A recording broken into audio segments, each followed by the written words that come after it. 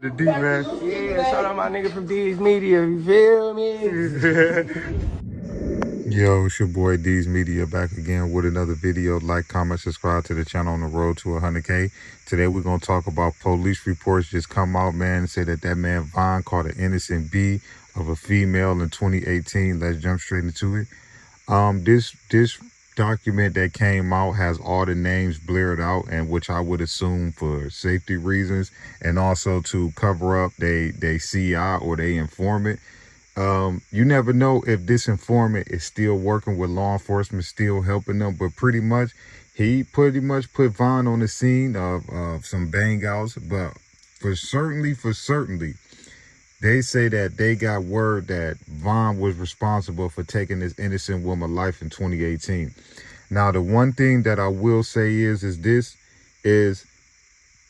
if he formally get charged with this or something like that, I don't know if they can sue his estate or if his estate can be held responsible. So I can't sit here and say that he's formally been charged with this or anything because Vaughn is gone. You know what I'm saying? This ain't nothing but a CI saying, look, from what I heard, Vaughn did woo, woo, woo, woo, woo. You still got to prove it.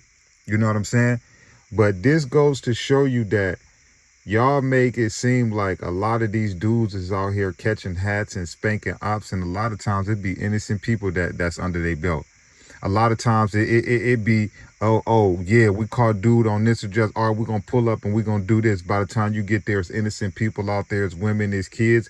It take a cold-hearted gangster to say, you know what, dog, we about to land this cut, and when them kids and stuff ain't around, we gonna blam dude. The young dummies that's in this generation, they pull up, all right, shorty got it. He around innocent women, kids. All right, come on, let's still hop out and go do it. That's the difference between this generation, man. I feel like y'all idolizing the wrong dudes in the streets now. Real talk. How can y'all sit here and call this man Vaughn a gangster, a stepper, when this is an innocent woman that's under his belt? You know what I'm saying?